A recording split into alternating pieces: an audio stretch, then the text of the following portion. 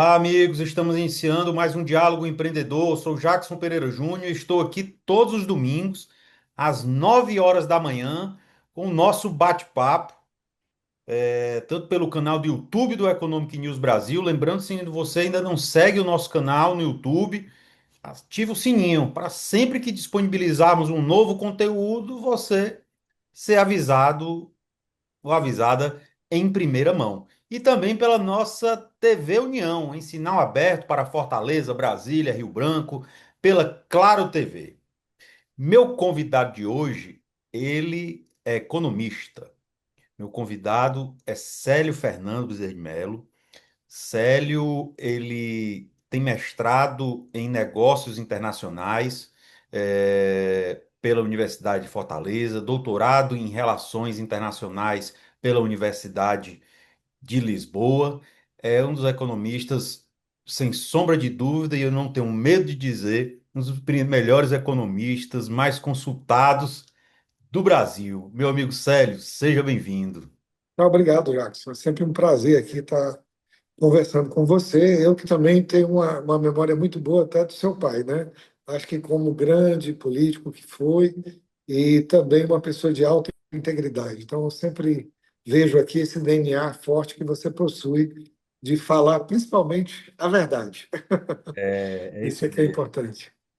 No mundo que hoje, Célio, existe tanta controvérsia, né, em que as pessoas tentam criar verdades, criar factoides, né, para que cada um seja dono de uma narrativa, né, não da Pronto. verdade, né? Então isso É, é muito importante no dia de hoje. Isso atrapalha muito o desenvolvimento do país e da sociedade de forma geral. mas sabe, Jackson, é importantíssimo você falar isso, que a gente já entra na economia. No Hum. World Economic Forum, né, isso é do curto prazo e como é colocado, a desinformação, que é uma coisa importante, é o primeiro risco de curto prazo, colocado já em 2025, novamente, né, 2024 foi, etc.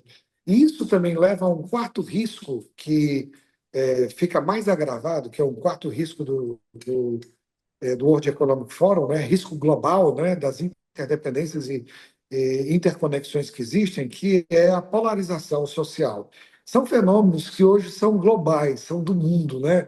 O mundo tem essa linha de fabricar o fake news, como também tem essa questão sectária, quer dizer, se eu digo alguma coisa que não concorda, você é contra. O diálogo, ele se perde. Talvez, numa torre de Babel moderna, fica difícil você pegar e construir ou desenvolver alguma coisa sobre esses aspectos. E é um debate global. E a gente vai vendo. E também vem outras questões. A gente sabe que nós estamos aí com riscos das questões climáticas, né, as mudanças, né, as extremas mudanças climáticas que estão acontecendo no globo, e como isso afeta e como isso pode ser acreditado ou não. Estamos aí com a COP, né, COP 30 no Brasil. E, além disso, a questão da cibersegurança, né? Que é Sim, outro problema do mundo digital. A sim. gente falava de indústria 4.0 em 2014. Hoje a gente fala em sociedade 5.0. A aceleração do conhecimento está tão forte que quando a gente quer fazer. Soberania digital, que nunca foi discutido, né? É uma outra posição que é forte, por exemplo, quando a gente olha a China tem o seu próprio Google, tem o seu próprio GPS. São lógicas desse tipo. A Europa também tem. Então, por que que a América Latina depende de um GPS, alguma coisa nesse sentido? A China, Soberania a de. China tem o seu próprio WhatsApp, né? Isso, isso. Por quê? Porque você vai tentando ter alguma forma. Isso pode ter um outro lado, que é o do controle maior social, Sim. sobre algumas questões, e aí vem o que você falou da desinformação, como tratá-la, e outros pontos, como isso pode ter liberdade, até que essa liberdade é acessível. Com a multiplicação que tem hoje, nós temos no Brasil mais de 300 milhões de celulares e nós temos 212 milhões de pessoas. Então, você tem mais comunicação digital do que até o ser humano, né? Então É, você eu vai defendo, vendo um outro quando eu falei mundo. China ter o seu próprio WhatsApp, não é defendendo que o governo tem que ter. O governo pode até ter um WhatsApp governamental para ele utilizar, né, por questão de Isso. segurança. Mas o que eu falo é o incentivo as tecnologias nacionais, né? Isso. Para que Acho que você colocou muito bem. é, Quando se fala em soberania digital, soberania é o conhecimento. No momento que eu pego e vou romper com as big techs, eu não posso romper, senão eu fico sem a informação, o outro lado. E eu sim, tenho que pegar e ter as minhas big techs. Então, sim, quando você diz é a universidade, são as empresas, é um conjunto, se fala em tríplice hélice, pentahélice, dentro de uma nova forma de pensar que é cooperativa, para que você possa, eu não tenho dependência. Então, eu tenho que pegar e ter os meus próprios atributos.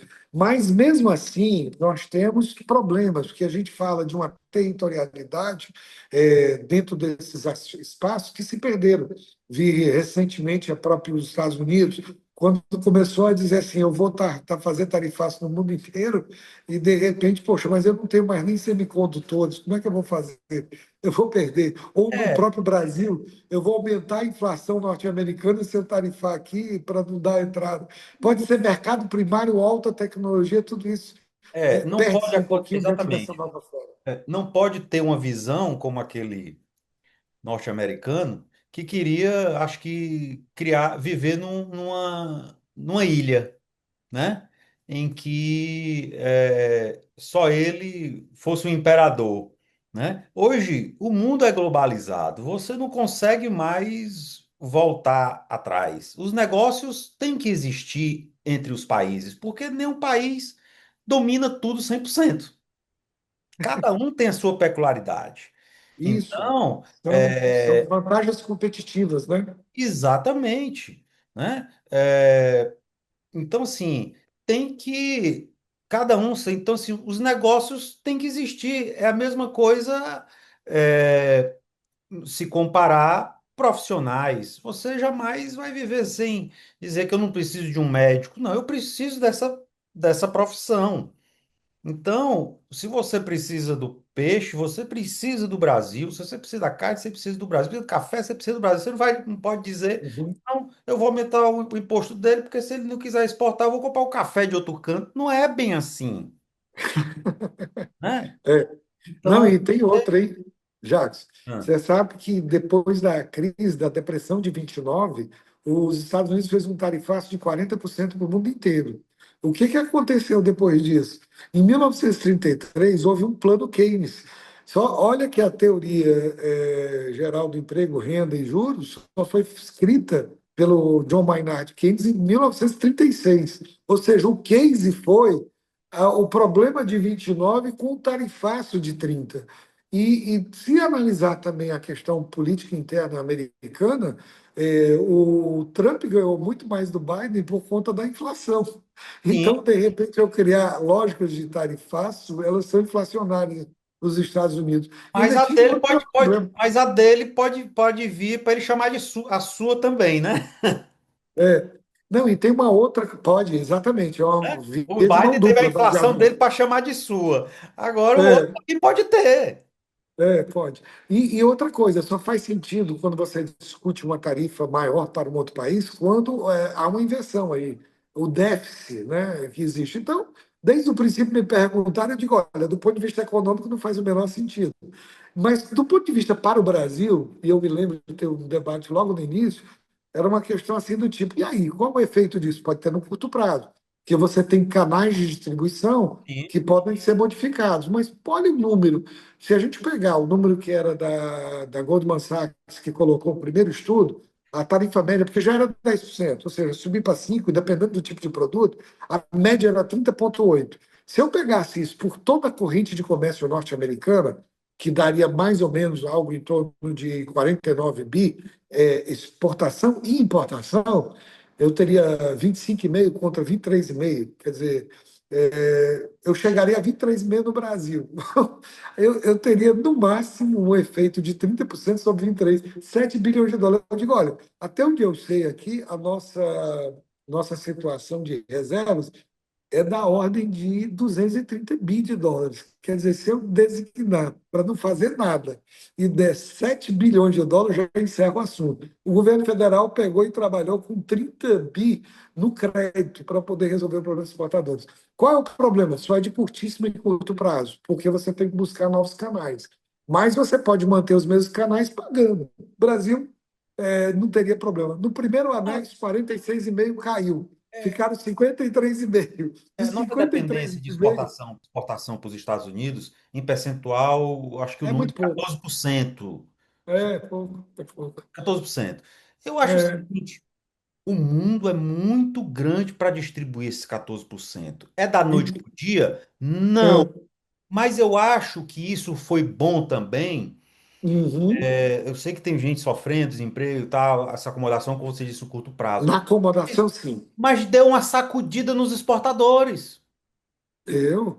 E no né? Brasil, o Brasil tem uma pequena, o grau de abertura brasileira é muito pequeno. É Ou igual seja, aquele cliente, aquele fornecedor que tem um único cliente. Na hora que aquele cliente quebra, ele quebra junto. mas não é o caso do Então, Brasil. não, eu estou dizendo de alguns É, exportadores, né, que ficavam ali é, dependendo somente dos Estados Unidos. é, Então, nisso daí, o Brasil não, porque nós estamos falando que era 14. Eu estou falando de é, exportadores específicos que dependiam deles, é. né? Tinha No muitos, curto prazo. No é, curto prazo. mas que É, esses exportadores nunca pegaram um avião, nunca foram em outro país buscar um trade, um negócio, é só o eu. Brasil. Hã? Jackson, eu acho que isso é uma lição para o Brasil, porque de repente a gente tem que estar mais com um grau de abertura maior, como a China. A China hoje é um dos maiores exportadores do mundo, né? E é um regime, vamos dizer assim, comunista ou capitalismo de Estado. A lógica não Ou é bem por capitalismo aí. disfarçado. É um capitalismo de Estado colocado dessa forma dentro de uma outra perspectiva. Então, o que que acontece? O Brasil tem que ter inovação, tecnologia, é isso. O Ceará tem que ter inovação e tecnologia. Nós temos que ter produtos que saiam das vantagens comparativas simplesmente de recursos naturais para vantagens competitivas globais. Até para poder dizer assim, a qualidade dos nossos produtos para até o mercado interno, que é o nosso maior comprador, o mercado interno. Então, há uma construção. Quando você fala, vamos dizer assim, dentro dessa aldeia, olhar as Américas, olhar o que está acontecendo. John Darwin falava sobre a ascensão e queda dos impérios globais, falava sobre a queda de um império global quando ele perde a inovação e também falava sobre a questão armamentista, né? Então, o que que você tem? Você não somos nós. Um dia eu escrevi sobre isso, dizer, olha, na polarização, tá anti-americano. Calma, eu sou americano, eu gosto, eu acho que os Estados Unidos uma peça fundamental e crítica do mercado internacional e a gente tem que entender, e tem que entender até quando tem um presidente A, B, ou democratas ou republicanos, não interessa. Cabe ao país manter suas relações com todos os países, seja na diplomacia institucional, seja na diplomacia comercial. Então, não é um problema tão sério. E a geopolítica estava falando outra coisa, porque você tem um backstage. O próprio Ceará, no momento em que ele trabalha de um porto do Pecém, que é muito mais importante do que só um hub portuário, ele tem uma configuração que é mais próximo, vamos dizer assim, da Europa. Então, tudo isso modifica um pouquinho o status do porto cearense para as exportações e a corrente de comércio no mundo, né? Esse é um ponto muito importante. Há outros momentos que estão sendo feitos, um ponto no Peru, feito pela China, que está se discutindo uma outra ferrovia que ligue o Pacífico ao Atlântico. Eu espero que a gente consiga essa interligação, ou pela ferrovia Norte-Sul, ou pela Transnordestina, para que o Ceará também participe desse movimento. Não fique uma coisa localizada. Então, acho que tem tanta coisa se modificando pelo intermodal, que a infraestrutura ela também fala de custo, que é importante. Agora, o que que a gente descobriu? No outro dia era dizer assim, olha, nós temos que apressar, porque até o dia 6 de agosto tem que mandar as exportações. Aí me perguntaram, o que você acha dessa corrida? Porque senão vai perder o prazo. Eu digo, eu queria que essa corrida fosse todo dia. Apressar era tirar a burocracia, alfandegar e tudo. Então, uma ponta da nossa competição não é pedir agora, é pedir sempre, né? A segunda questão, olha, a nossa questão é tributária. Olha, nós estamos falando que os nossos tributos são maiores ou menores, e isso também é um problema. Então, falar de uma série de outras questões que estão weberianas, né, que a gente chamaria da nossa burocracia, que pode ter o seu sentido para o Estado, mas, ao mesmo tempo, perde competição quando começa, e cria até corrupção, quando ela começa a ser muito intercalada e com muitos problemas. Então, nós temos que repensar o Estado brasileiro como também ser um pilar dessa força motriz para que a produção seja colocada com menores custos. É o que já foi estudado como custo Brasil, né? Então, a gente tem que ver o que envolve o custo Brasil. É uma mão de obra, é uma mão de obra qualificada. Eu tenho que ter educação, eu tenho que ter pesquisa também desenvolvida aqui, Jackson. Então, olha como é que é interessante quando a gente fala. E a gente não está falando do Brasil, nós estamos falando do Nordeste brasileiro e nós estamos falando do Ceará. Embora, Jackson, aí eu começo nas minhas polemizações. Polêmica é uma coisa interessante. Eu acho que nós temos um erro crasso, porque histórico-culturalmente a gente fala dos nossos estados, inclusive aqui no Nordeste, das capitanias hereditárias. De repente eu faço uma nova geografia política dentro do Brasil e que cria 5 regiões. E quando a gente vai falar na COP, nós temos 6 biomas, ou 7, se considerar o bioma marinho.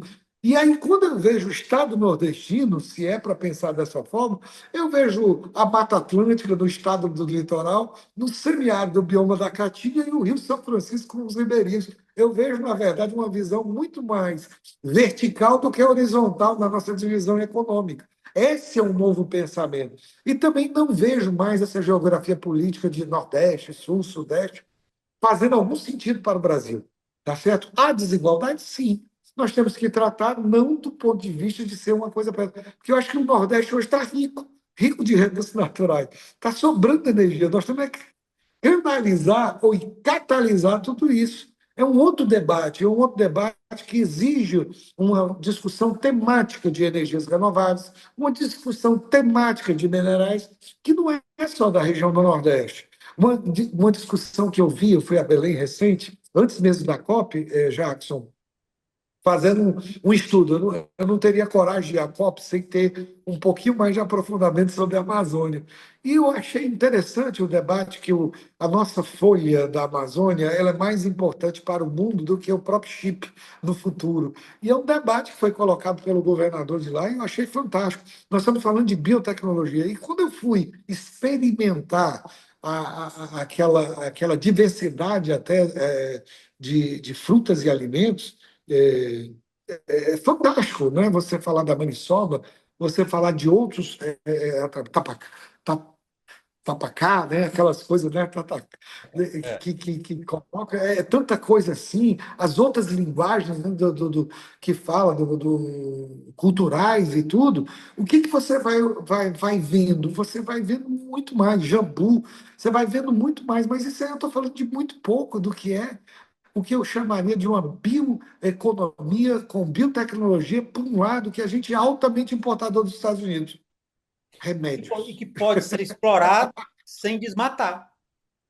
Isso, e pode ser feito tudo isso, na verdade, até florestando mais, né? Como que diz assim, Exatamente. utilizando isso como insumo de uma série de usinagens de bioeconomia. E o próprio bioma da Caatinga, Jackson, a gente falando dessa riqueza, nós estamos falando de mudanças climáticas extremas, olha que descoberta fantástica. Depois do Saara, o nosso semiárido é o que mais conhecedor do que é árido para o homem. Não é o semiárido, árido para o homem. E quando a gente fala de questões ambientais, a gente fala de socioambientais. Nós temos uma discussão de pobreza porque o nosso solo era tido, né, naquele momento, por conta da água salobra, talvez até com uma característica de não fertilidade. Hoje a gente está vendo um agro crescendo, algumas questões tecnológicas evoluindo para esse semiárido, fantástico. E aí vou te contar mais, até na biotecnologia.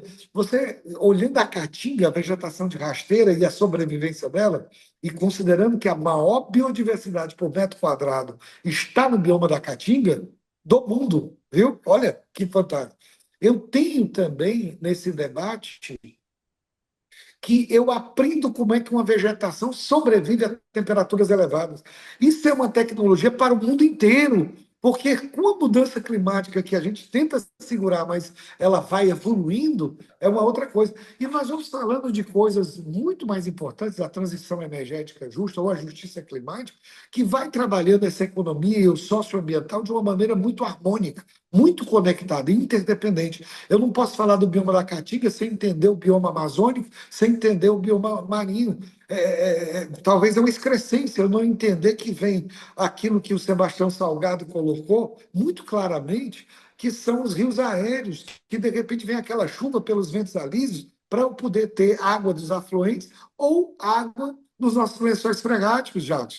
Olha como é que a gente acabou também olhando um Brasil pela geografia política ou pela forma como a gente olha a economia de maneira fragmentada. Um país continental que talvez seja o país mais globalizado em cultura do mundo, tá certo?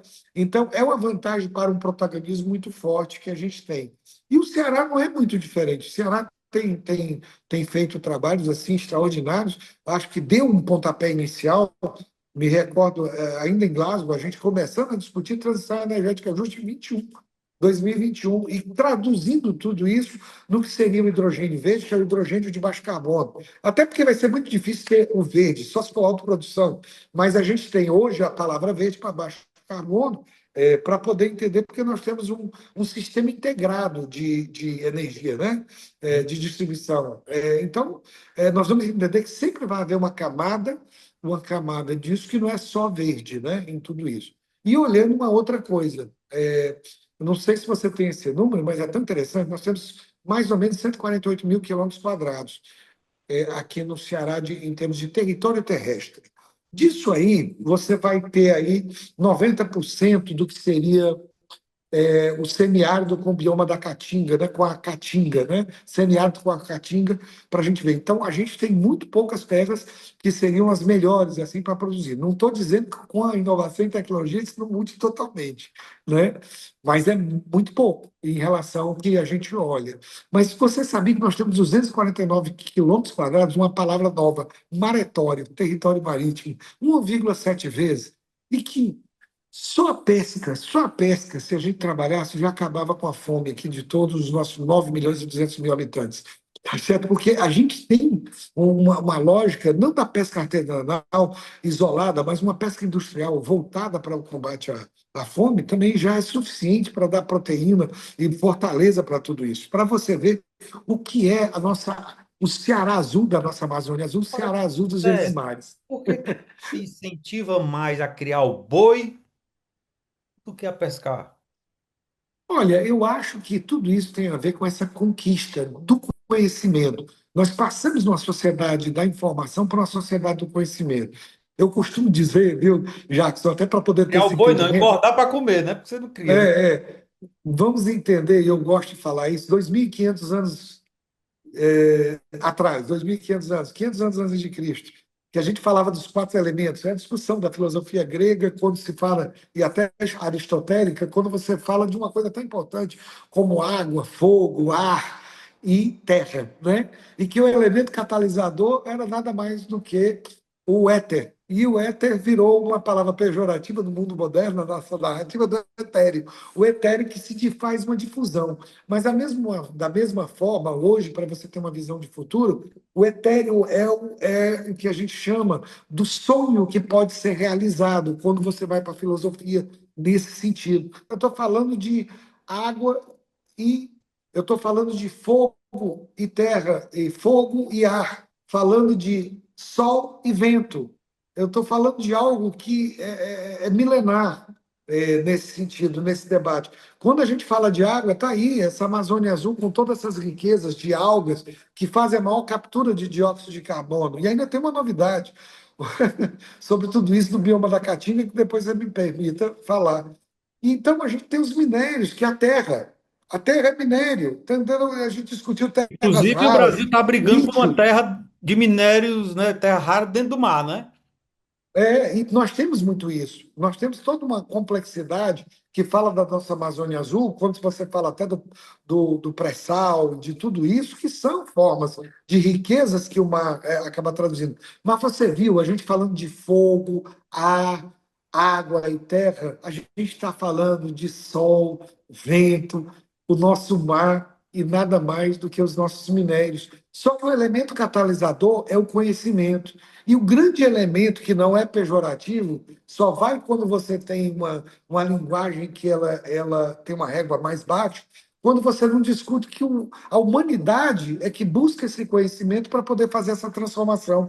E o Ceará não é diferente disso. O É, Ceará, para poder tirar suas desigualdades, ele tem que buscar isso. Então, olha o tamanho da educação para essas questões do que nós estamos discutindo.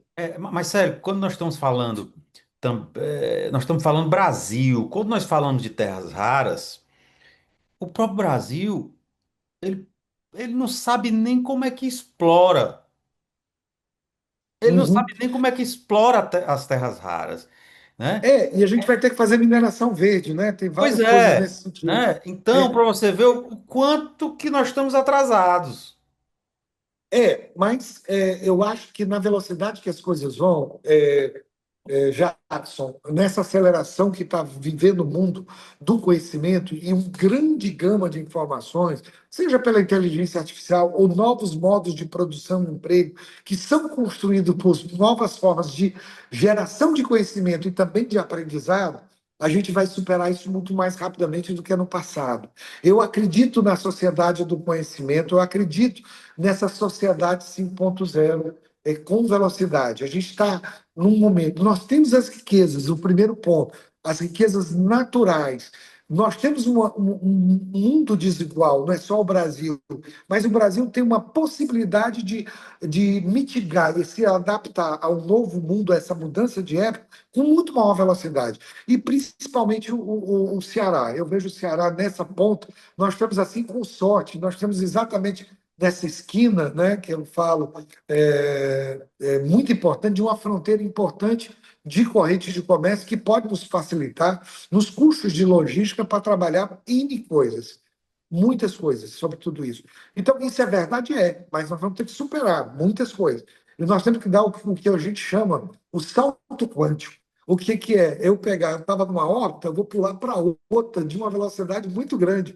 E isso vai ter que ser feito, vai. Alguns paradigmas hoje existentes vão ter que ser alterados. Eu não posso pensar do mesmo jeito. Aliás, quando a gente busca a história para você ver o conhecimento, eu me lembro num livro que é A Ilha Misteriosa do Júlio Verne, é ele quem fala pela primeira vez sobre transformação da água como substituta do carvão e decompondo a água em hidrogênio e oxigênio por eletricidade. Isso é 1874, viu, Jackson?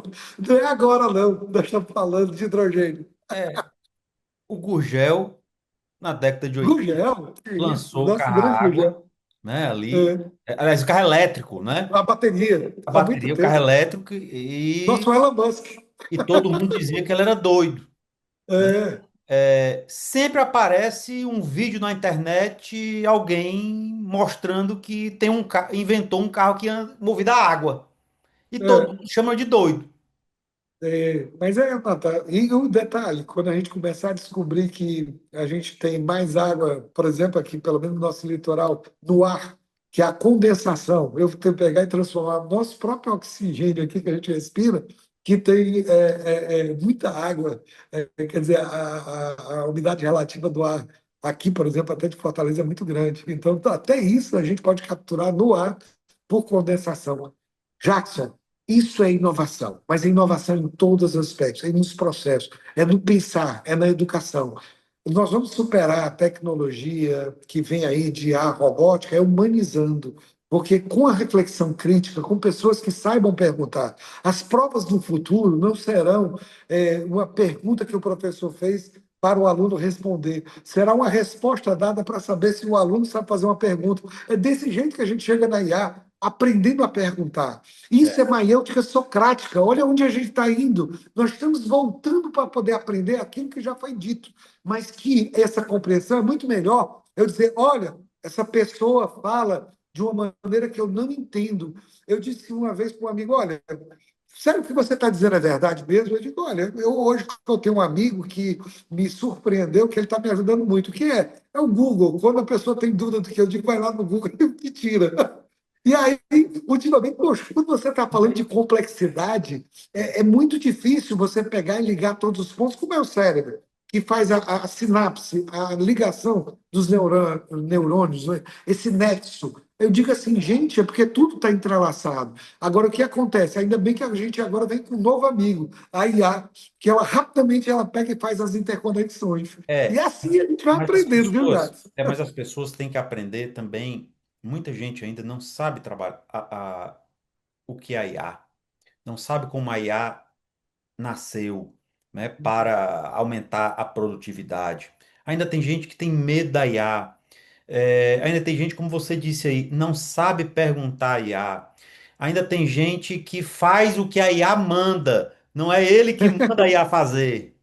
Tem que ter uma reflexão crítica sobre tudo isso. Isso é É. mediocridade, no bom termo. Mas a gente tem que pegar e superar essa mediocridade. Tudo bem, eu acho que a gente está um pouquinho atrasado, eu acho que tem tudo isso. Você tem toda a razão. Vamos respeitar, né, que a gente ainda tem essa falta de acessibilidade para poder compreender tudo isso. Algumas pessoas acham que isso é uma versão positivista ou cartesiana de um pensamento, que eu pegar, achar que a inteligência artificial vai ter a reflexão crítica agora. E ela ainda está incipiente, vamos lá, ainda tem isso. Ela ainda está começando, e eu acho que esse é o maior medo. É porque você se adaptar. Eu me lembro de uma sobrinha minha que pegou: tio, você não sabe de nada, quando ela estava mexendo no celular e eu não conseguia ter a mesma velocidade, até na questão digital, do que ela, porque eu aprendi caligrafia. Então, nós estamos dentro de uma descrição que nós fomos colocados de uma outra forma, já. E, de repente, o ambiente exige a adaptação. Não é mais o QI, não é mais o que é o quociente intelectual cognitivo e o quociente só emocional. É um quociente de adaptação que é socioemocional. Eu Para eu costumo- aprender mais o cognitivo. eu não sou dessa época, mas deve ser você, né? Da época que passou da máquina para o computador, né? Passei vários. Não, que muita gente chegou e disse: Não, eu vou continuar na minha máquina de escrever. Eu digo: Não, vou não. Ah, vivi isso. É a mesma coisa hoje, né? Tem gente, não é inteligência, não, eu faço é na mão. Exato. Eu acho que a mão ela tem outras questões, mas o que a gente vai dizer? Eu vou A tirar a mão mão não é agora mais a mão, hoje é, é o pensamento, é a o que ideia e a você disse. criatividade. Né? Você falou, Jackson, uma palavra de ordem. Como eu dou a mão a todo esse novo ambiente, como eu trabalho. Aí a gente vai sair da mão para trazer uma coisa de dentro, que é coração. Eu só vou aprender se eu sentir. Olha que coisa, não é o cognitivo, o saber, ele não existe sem sentimento. Eu tenho que entender tudo isso. Eu não posso ter um pensamento que vá dizer que essa é a história dessa forma, disso, dado que o conhecimento é como se ele fosse isolado. E aí não existe mais isso. O mundo mudou de uma maneira tão pesada que essa construção ela exige que você sinta mais, tenha mais humanidade. Por isso que eu falei, a educação ela tende, se ela é para superar no futuro, como disse até o ministro Camilo, vamos olhar o longo prazo com outros olhares, outra forma de ver, porque a gente não vai conseguir competir desse jeito, nesse debate sobre a IA, sobre a robótica. Não, isso é instrumental, isso vai ter que existir, mas sobre a humanidade, né? Essa coisa desse entendimento que é cultural, é de valores, tem uma outra forma de olhar a ciência. Não existirá o cognitivo na boa aprendizagem se eu não tiver uma estrutura social que ela me permita isso, que é eu trabalhar o meu socioemocional para eu poder aprender o cognitivo. Eu pensei, porque eu sofri bullying muito tempo na minha vida, até hoje, né? Porque a turma diz: entendi lá daquele papo que ele estava Ei, dizendo, Célio, mas é bacana. eu vou chamar um rápido intervalo e Tá voltar bom. ao nosso segundo bloco com o economista Célio Fernando Bezerra de Mello, conversando aí sobre inovação, infraestrutura, sobre COP30. Fique aí, voltamos já.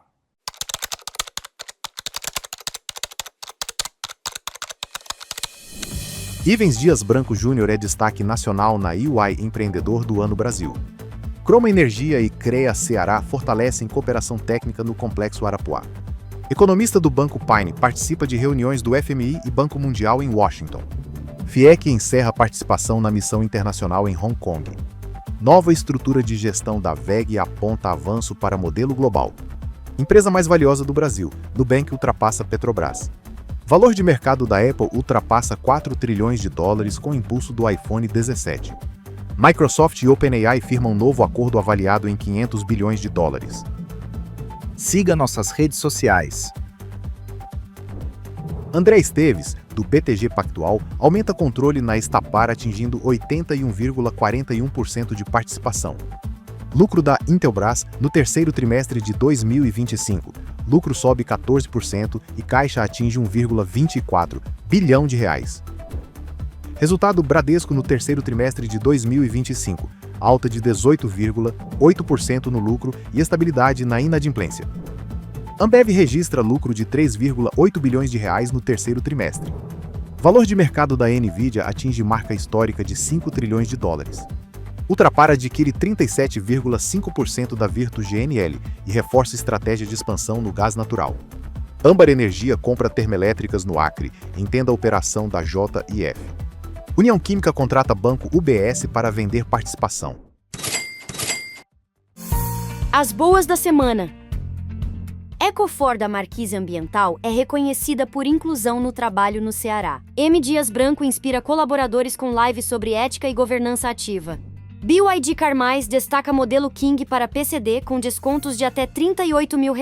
Fundação Edson Queiroz amplia investimentos e projeta o Ceará no mapa da pesquisa científica. Oferecimento: M. Dias Branco, Instituto Mayra Eliane, Fundação Beto Studart e Grupo New. GWM na COP30 impulsiona a inovação automotiva verde. Cura do câncer de próstata pode alcançar 98% com diagnóstico precoce. Brasil lança novo Sistema Nacional de Logística Reversa com foco em reciclagem. Novas metas climáticas reforçam caminho para a neutralidade de carbono até 2035. Siga nossas redes sociais. Brasil se prepara para o primeiro lançamento espacial em Alcântara. Energia solar no Brasil cresce e ilumina novas oportunidades. Porto robotizado na China mostra futuro sustentável e autônomo da logística global. Da floresta ao laboratório, Unicamp transforma mel e casca de cacau em inovação sustentável. Nova linha IPCA traz estabilidade e previsibilidade ao crédito imobiliário. Joinville, Santa Catarina, inaugura usina pioneira que transforma lixo urbano em energia limpa. Beto Carreiro World supera Disney e é eleito o segundo melhor parque do mundo. Menino cria banco que transforma lixo em esperança e revoluciona a reciclagem no Peru.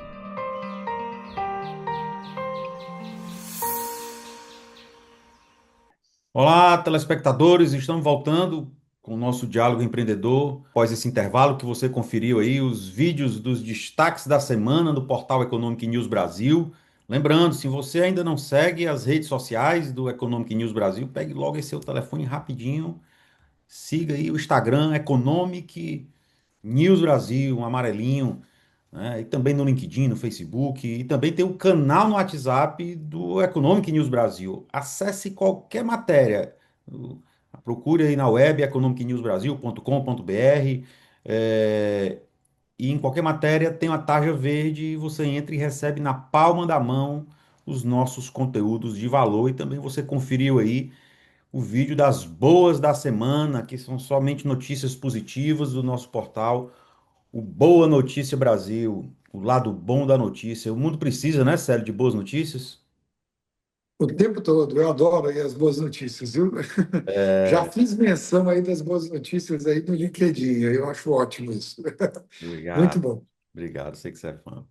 Bom, voltamos aqui com o economista Célio Fernando Bezerra de Mello, conversando aqui no primeiro bloco sobre vários assuntos de desenvolvimento econômico, de transição energética, de meio ambiente relacionado à COP30.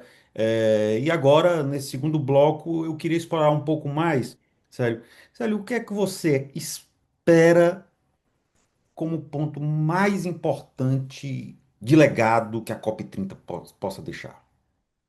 Olha, é duro Porque dizer é isso. um mega evento, mas eu acho que deve ter algum É, ponto central que esse é importante? O que é que você acha que...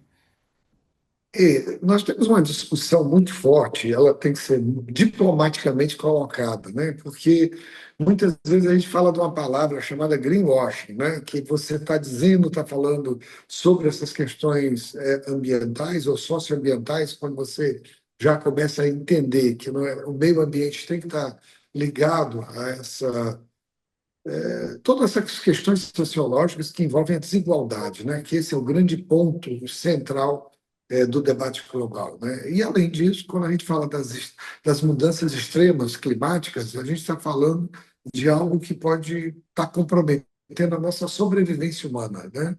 E alguns pontos que estão sendo colocados é para 2050, né? Que é o net zero, quer dizer, a emissão líquida de dióxido de carbono a gente zerar, né? O net zero é isso.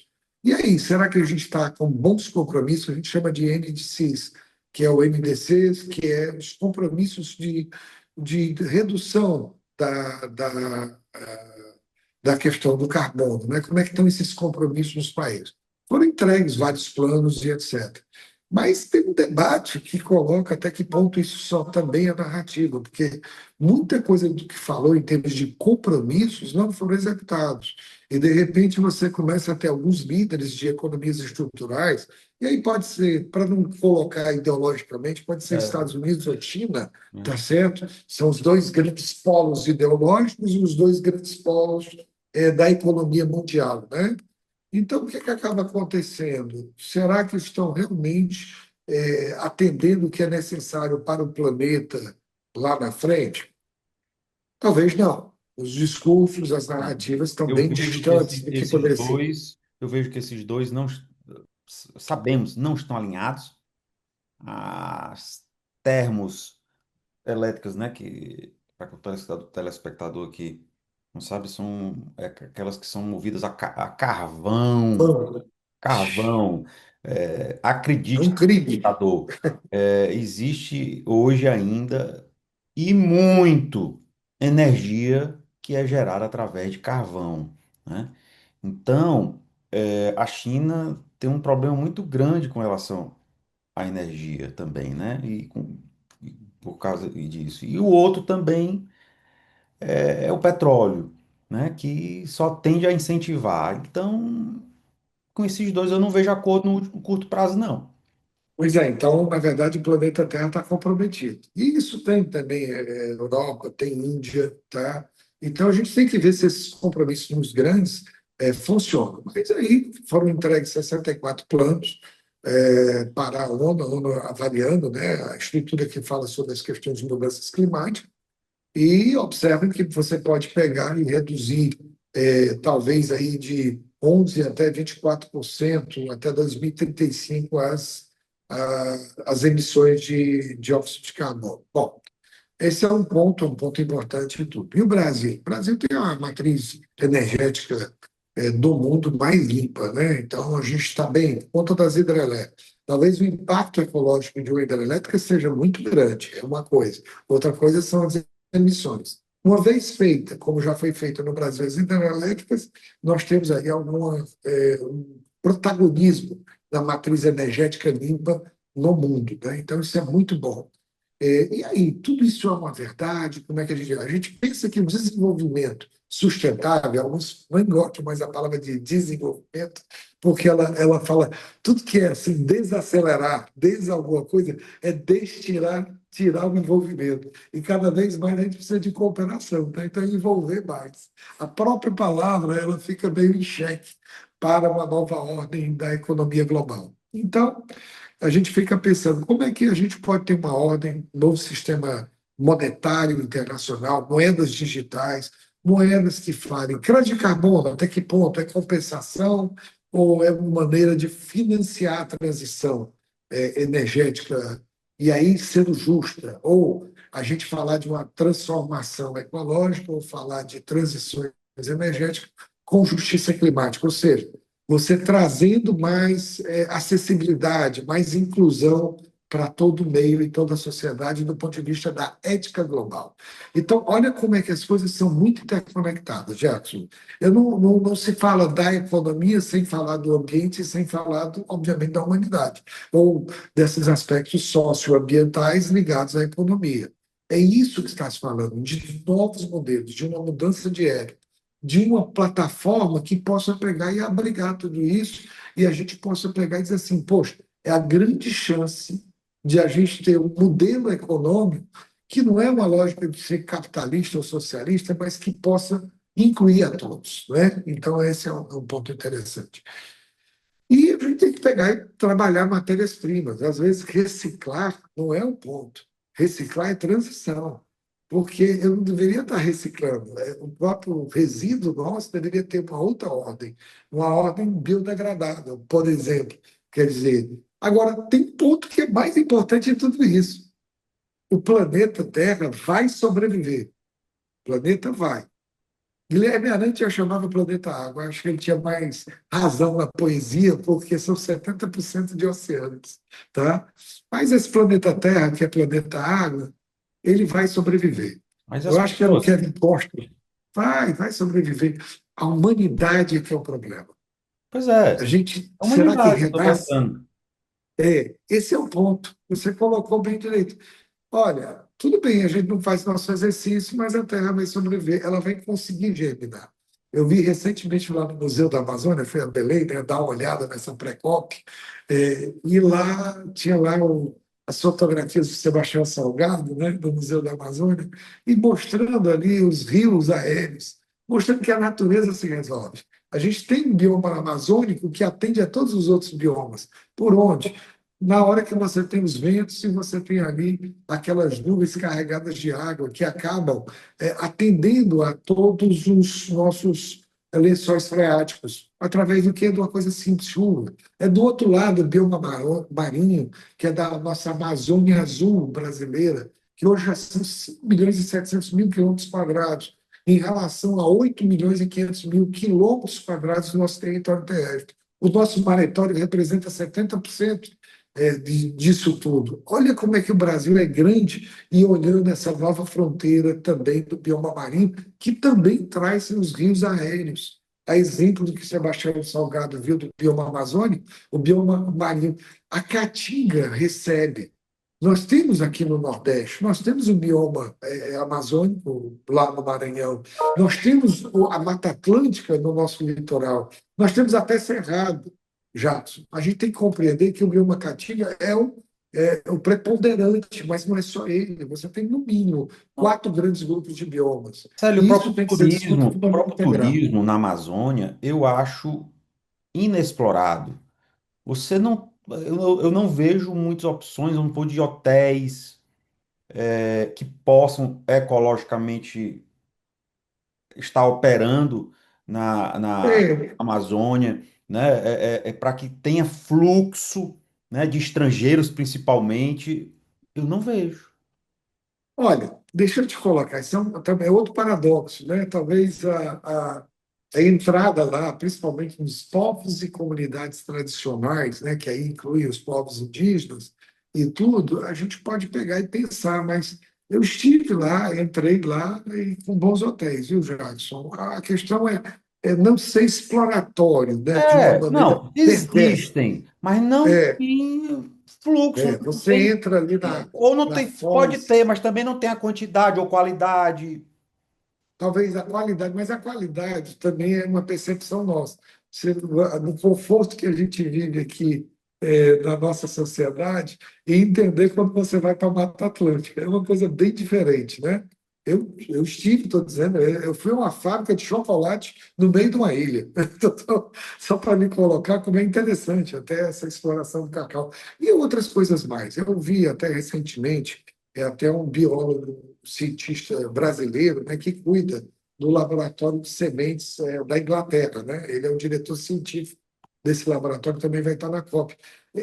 Essa biodiversidade que existe da flora e da fauna, e falando só da flora, do ponto de vista da gente falar do, do- de tudo, da maniçoba que tem lá no Belém, né?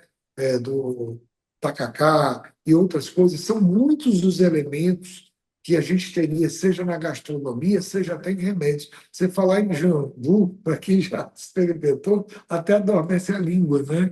E não é na cachaça do jambu, é no fruto, né?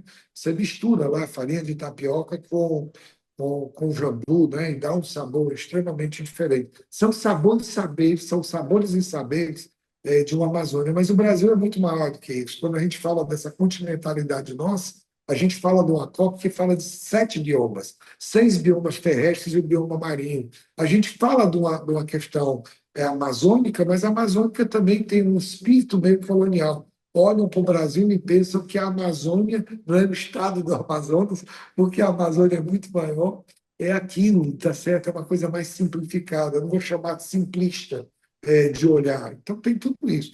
E, por exemplo, eu vou à COP, né? Estou convidado lá pelo BASA, pelo pessoal da Amazônia, é interessante falar sobre inovação em instrumentos de finanças sustentáveis. Né? Estou marcado lá na Green Zona, no dia 13 de novembro, às 15 horas. Eu vou estar num debate importante para a gente poder que instrumentos. Então, tem um debate lá sobre CPR verde, sobre instrumentos que a gente possa falar sobre bônus verdes, coisas desse tipo, que são materiais que começam a dizer assim, qual é a contrapartida que a gente possa ter nessas emissões de títulos para obter capital que tem compromissos verdes, né, dentro dessa perspectiva. Então, isso evolui muito no Brasil. E o mundo tem liquidez abundante e está buscando sempre. Hoje, a maioria dos fundos internacionais buscam empresas que tenham um compliance forte em cima do ESG, né? Que é Environment, Social and Governance. Então, isso está evoluindo, está evoluindo. Ainda tem muito essa lógica do greenwash, quer dizer, mostrando que eu sou verde, mas nem tanto, né? Tem, óbvio, mas é um rito de passagem, bem antropológico. E a COP vem aí para que, tomara que a gente consiga essa marca, viu, Jadson? Que pela primeira vez você saia com ações efetivas. Nós estamos há 10 anos ali da COP15, do Acordo de Paris, quando se falou no artigo 6º dos créditos de carbono, e a gente ainda está evoluindo em termos de legislação. Eu me lembro quando eu fiz um momento também num painel em Glasgow, em 2021. Você vê que é até pioneiro, né? Brasil falar isso, Nordeste e Ceará. Eu estava lá num debate sobre transição energética justa, viu? Isso não era o normal.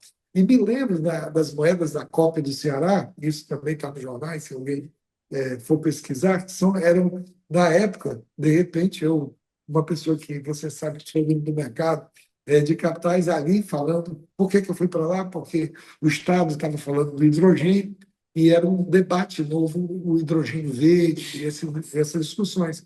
Então, a gente falava sobre renda do sol, uma maneira de justiça climática, isso era justo, para que você tivesse, naquela época, hein, falando sobre placas solares que poderiam ser uma renda básica, né? A exemplo do Você que já vê, tinha né? escrito. Nós tivemos lá atrás uma presidenta que o pessoal brincou com ela quando ela disse que tinha que estocar vento, né? É, Você lembra, né? é, E hoje estamos estocando vento, né? e o bom é que eu cheguei para o Maia Júnior, grande servidor público, né, vamos Grande dizer assim, amigo, gente boa. e o Maia Júnior, eu digo, Maia, você concluiu a fala da Dilma. Ele pegou como? Pô, você foi um dos primeiros a discutir essa questão do armazenamento de energia e você pilotando isso. Isso no início ali na Secretaria de Planejamento no governo já Camilo, né? E no segundo, quando ele trabalhou o desenvolvimento econômico, já nessas visões aí da transição. Então, é muito interessante tudo isso, porque a gente vai e volta sobre vários aspectos. Mas o que é mais importante é que em 2021 a gente já falava sobre isso. Me lembro que o governo cearense, e nesse momento representei o governador Camilo nessa audiência, a gente falando do SMI, ou da época Príncipe Charles. Olha que bacana. Eram os governos verdes, né? E o Ceará se apresentava ali também, e eu achei muito importante, quer dizer, era um momento de uma pessoa icônica, né, que era o Príncipe Charles, mas que sempre falou das questões ambientais, né? Interessante. Sempre E foi a uma gente bandeira falava dele. do financiamento. E houve aquele momento da gente falar sobre esse momento do hidrogênio nesse debate. Bom, Mas o que que é Sério, eu importante? queria A gente só. tem que ter mais ação É, da COP30 do que o discurso. Eu é, acho que essa é a grande marca, sair da planilha de vamos reduzir, vamos fazer isso, entrar numa narrativa que tem um plano de ação concreto e que os países têm um compromisso de execução.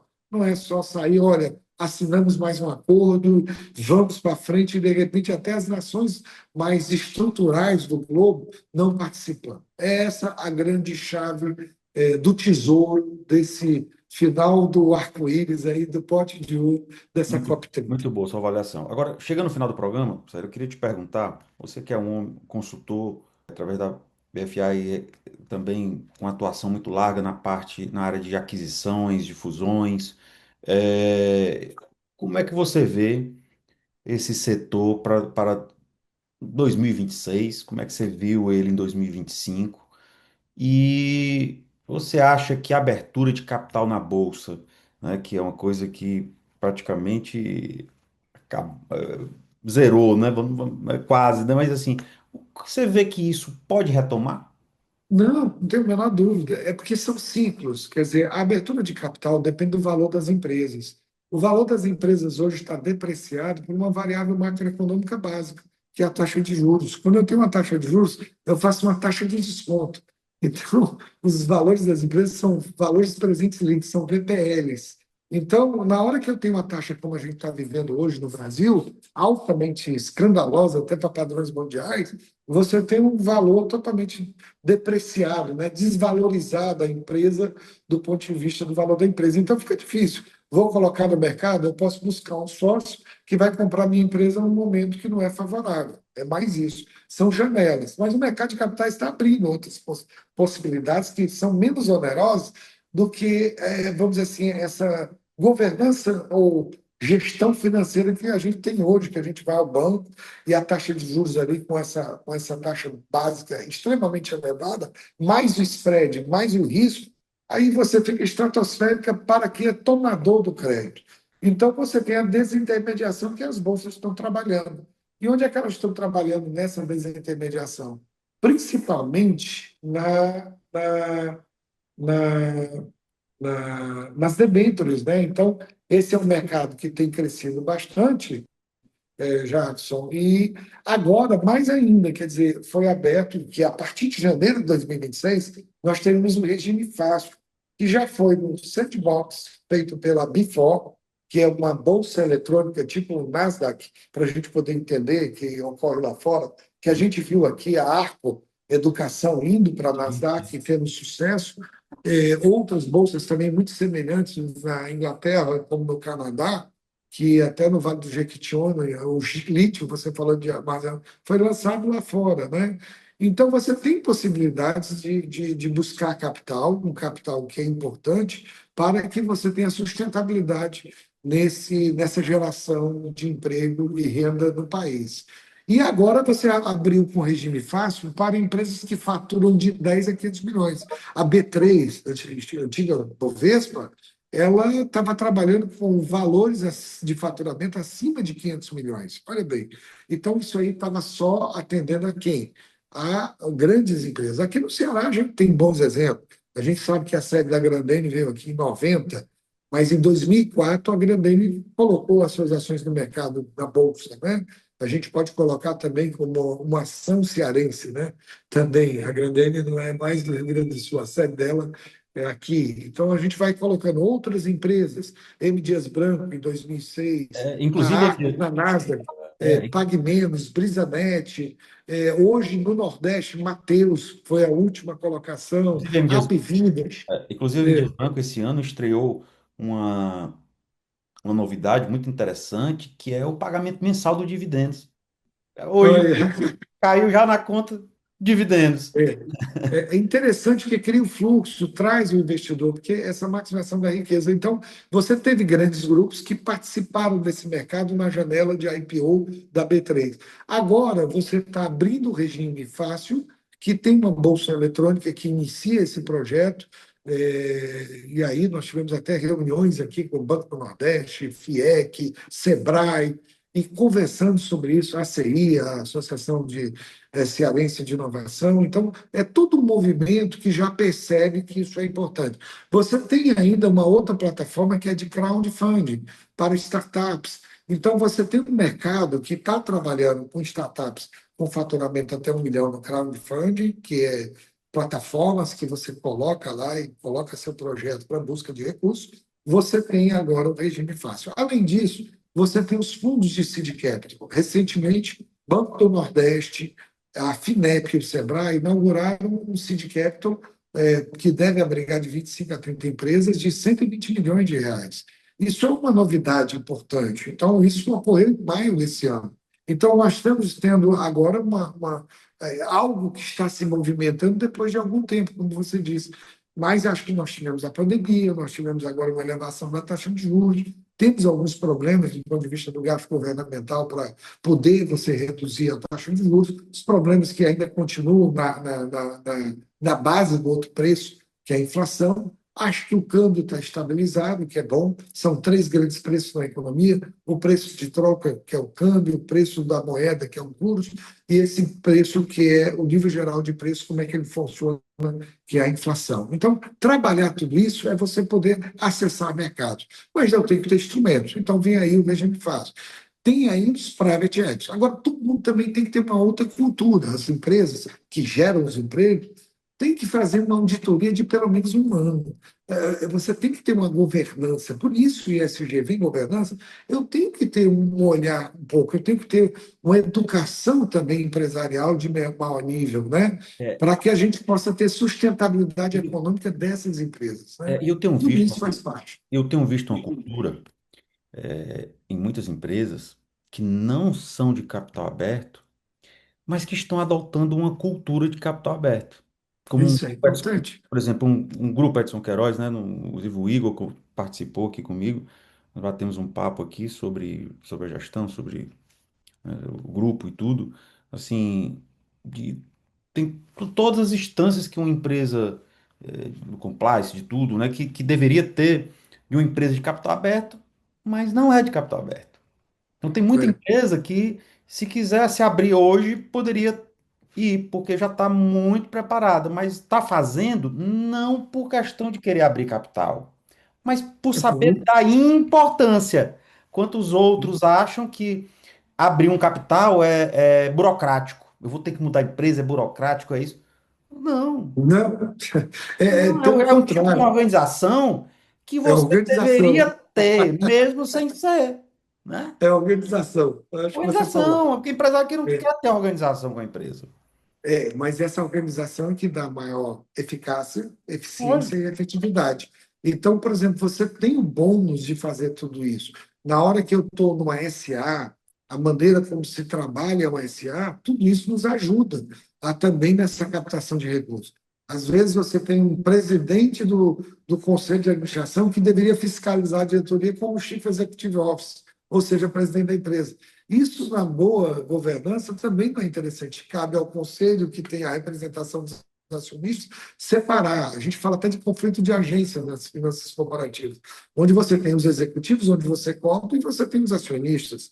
Quando o executivo é acionista, a gente tem que repensar e olhar como isso funciona. Tudo isso é importante na boa administração e tudo, para que a gente possa ter independência na hora de cobrar resultados e tudo.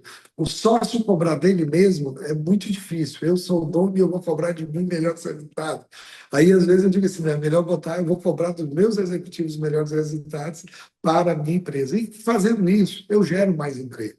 Fazendo isso, eu posso pagar melhores salários. Fazendo isso, eu vou ter lucro. é, Tá certo que é parte do sistema. E isso vem os seus vai, dividendos mensais. mas isso vai muito de perfil para perfil, né? De Cultura. Você tempo, falou a palavra certa. Cultura.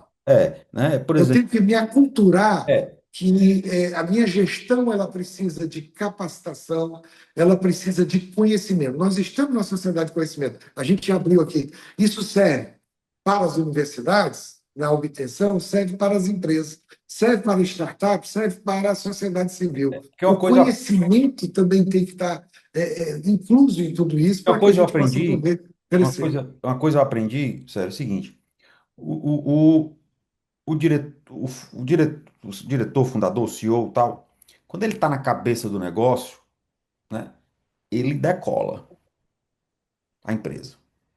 Uhum. Quando a empresa atinge um certo nível, que ela começa a ter estrutura maior, né, ela vira mesmo uma empresa, né, ali que começa a ter os problemas que têm que ser resolvidos, né, a Tem estrutura uma maior pesada e tal. O complexidade, né? Ela cresceu, ela tem maior que complexidade, acontece?